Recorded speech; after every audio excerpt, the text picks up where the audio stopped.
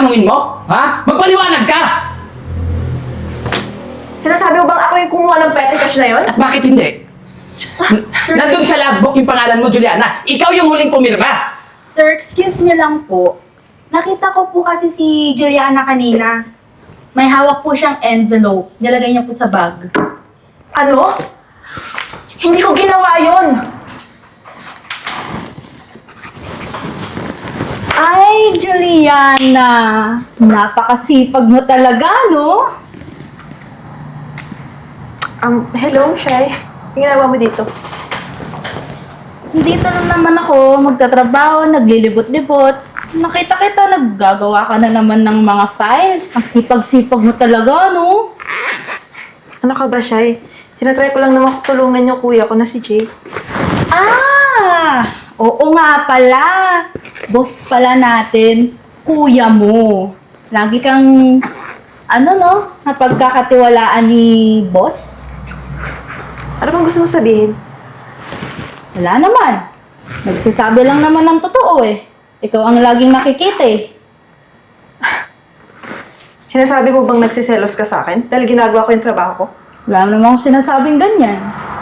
Pero alam mo, masyado atang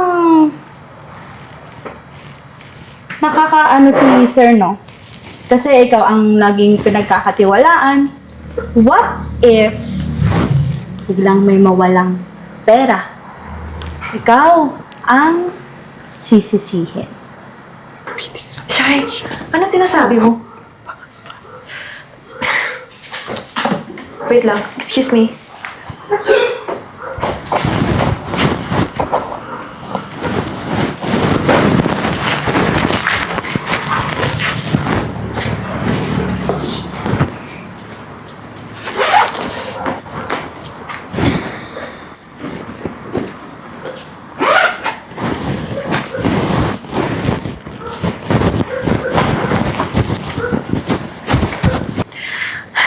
I'm sorry, Shai, ano ulit yung sinasabi mo? Wala. Sabi ko, magtrabaho ka na lang dyan. Sige na, aasikasuhin pa ako dun.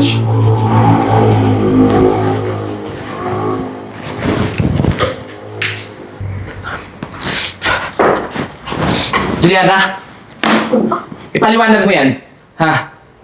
May nawawalang 50,000 pesos sa petty cash ng kumpanya. Ha? Dito sa restaurant. Ano?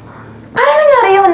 Ako yung nag-audit ng budget natin, ah. Ako pa talaga yung tatanungin mo? Ha? Magpaliwanag ka! Sinasabi mo bang ako yung kumuha ng petty cash na yon? At bakit hindi? Nandun sa logbook yung pangalan mo, Juliana. Ikaw yung huling pumirma. Sir, excuse me lang po. Nakita ko po kasi si Juliana kanina. May hawak po siyang envelope. Nilagay niya po sa bag. Ano? Hindi ko ginawa yon. Sisinungaling ka pa talaga? Ano sa tingin mo, ha? Magsisinungaling si Shai? O bakit? Ano sa tingin mo? Ako yung magsisinungaling? Ako yung nag-audit ng budget natin. Bakit ako yung Ano naman ako yung nagnakaw? Huwag mo ako pagtatasan ng boses, ha? Wala kang karapatan! Alam mo, pinagkatiwalaan pa naman kita. Tapos ito yung gaganti mo sa akin. Tatraidorin mo ako? Hindi mo makapaniwala, kuya. Kapatid mo ako. Pero sino paniniwalaan mo? Si Shai? At bakit sa tingin mo? Tingin mo ba maniniwala pa ako sa'yo? Alam mo, Juliana, hindi ko na alam kung mapagkakatiwalaan pa kita. Bakit, kuya? Hindi ako makapaniwalang ako yung pagbibintangan mo. Tinulungan kita ilang taon na para mapalago yung business mo.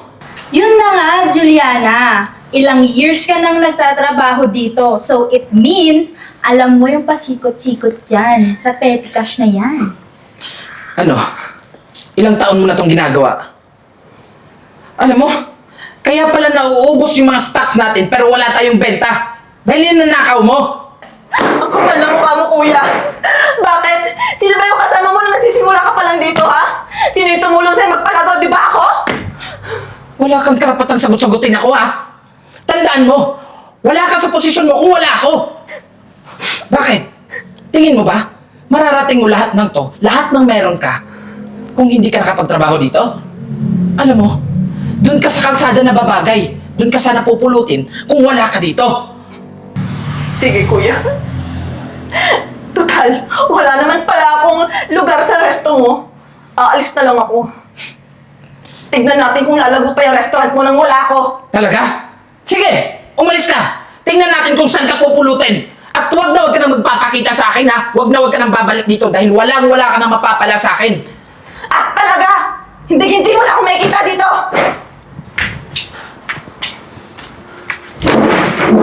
Basta ako, kung ano yung nakita ko, yun lang yung sinabi ko.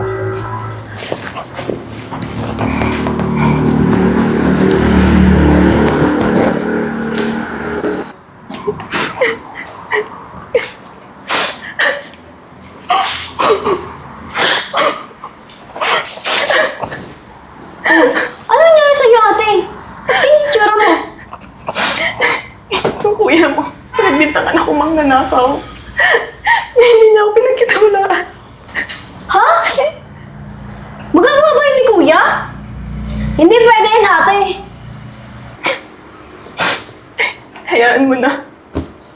Minsan kahit sarili mong pamilya, nagagawa mong husgahan kahit kapatid mo pa. Ate, parang sumusobra na ata si kuya. Hayaan mo na. Minsan, kahit sarili mong pamilya, kaya mo husgahan dahil sa galit. Ate, parang hindi ata magagawa ni kuya yan. Kahit ako, hindi ako makapaniwalang nagawa niya to sa akin. Parang sumusobra na ata siya. Ilang taon ko siyang pinagsilbihan. Para malago yung restaurant niya. Tapos paniniwalaan niyo lang si Shai? Ba't ganun siya? Ano nangyari sa kanya? Hindi ko alam. Pero hindi ko siya mapapatawad. Ate, hayaan mo na si kuya, ha? Baka sobrang dami lang ng iniisip nun, kaya naging gano'n na lang yung way niya. Hayaan na lang natin siya.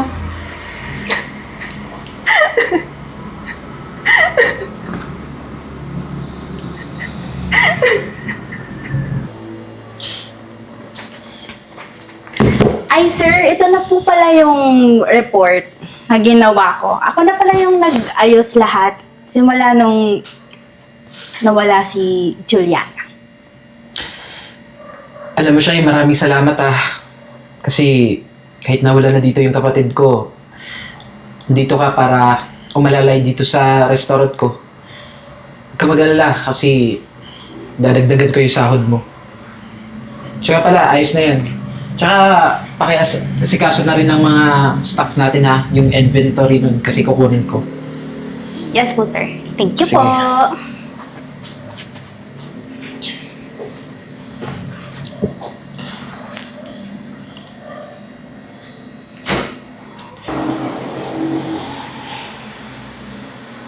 CCTV?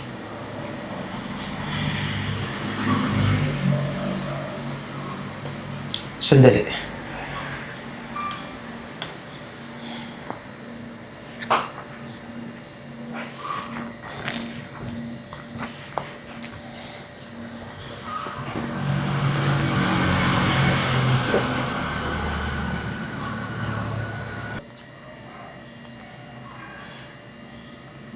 Ano ibig sabihin nito?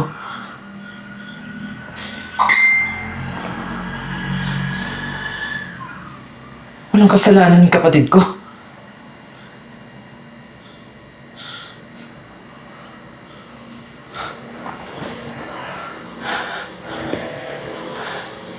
Ibig sabihin nagsasabi siya ng totoo?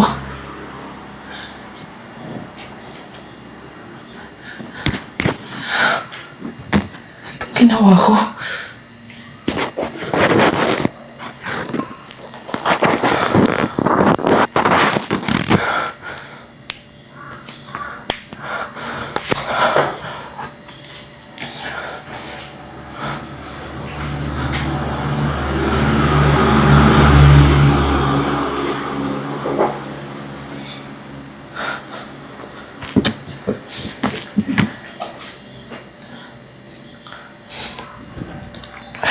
Hello?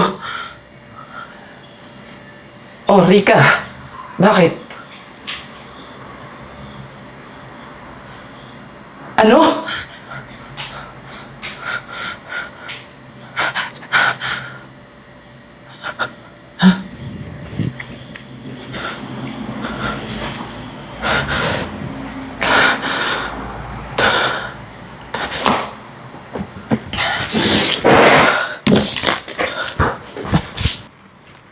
Ate, kumusta ka naman? Kumusta ang pakiramdam mo? Mas mabuti yung pakiramdam ko kasi nandito ka. Nagpapasalamat ako na may kapatid pa rin ako na nag-aalaga sa akin.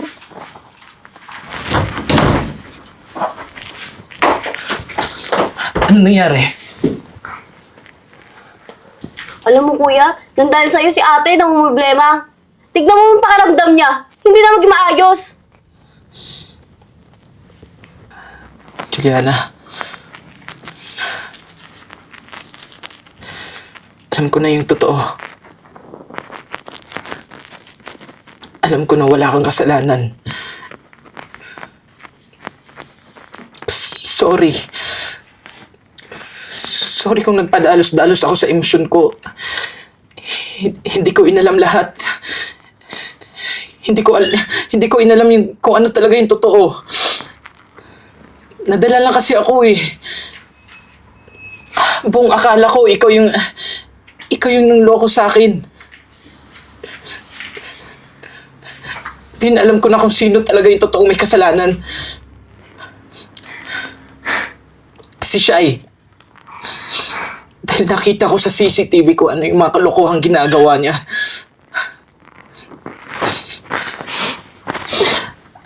Patawarin mo ako. Patawarin mo ako kung may pagkukulang ako bilang kuya sa inyo. Pati sa Rika. Hindi ako perpektong kapatid. Sana mapatawad mo ko. Kuya, alam mo, ni kailanman hindi ko kinasuklaman yung pamilya natin. Ang gusto ko lang naman, masaya yung mga kapatid ko. Kahit wala ako.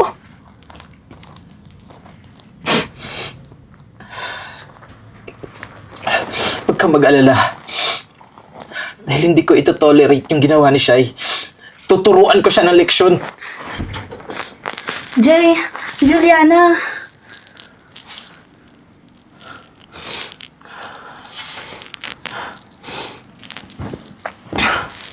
Ano? May aamin ka ba? May sasabihin ka ba? Hindi ko naman sinasadya eh. Di mo sinasadya. Nakita mo ba kung ano nangyari? Ha? Alam mo ba kung bakit ko nagawa yon? Kasi puro na lang siya yung nakikita nyo eh. Puro na lang si Juliana. Si Juliana na magaling. Si Juliana na masipag. Eh, paano ako? Tingin mo ba? Sapat na dahilan yan? Alam mo siya, nag-iisip ka ba?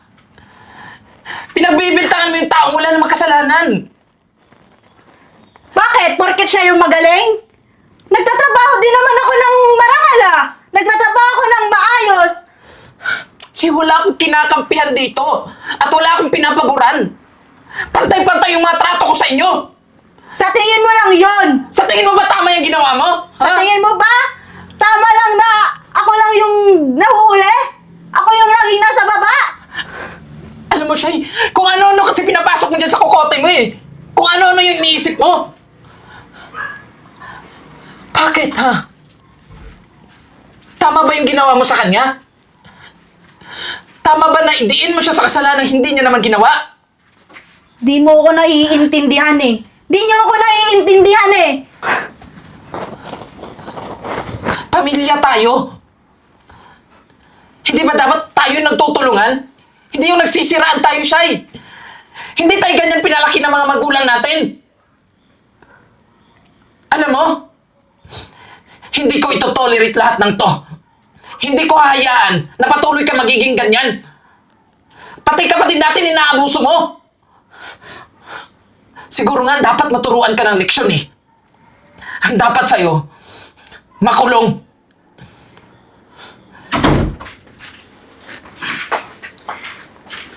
Kuya, ano to? Ma'am, sumama na po kayo sa presinto. Hindi! Hindi ako papayag. Sa presinto na po kayo magpaliwanag. Ha? Hindi! Sir. Bitawan nyo na! Sumunod na rin po kayo sa presinto ha. Bitawan nyo ako!